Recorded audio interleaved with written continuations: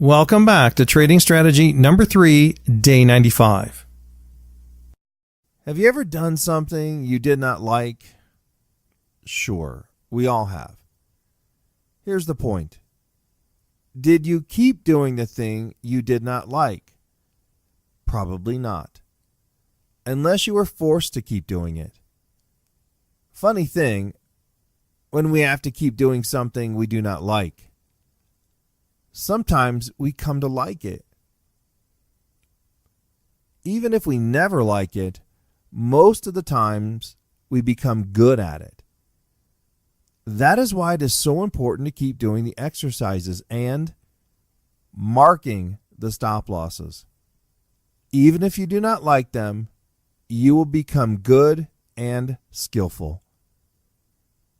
Please scroll down the page to find the training materials for today's lesson.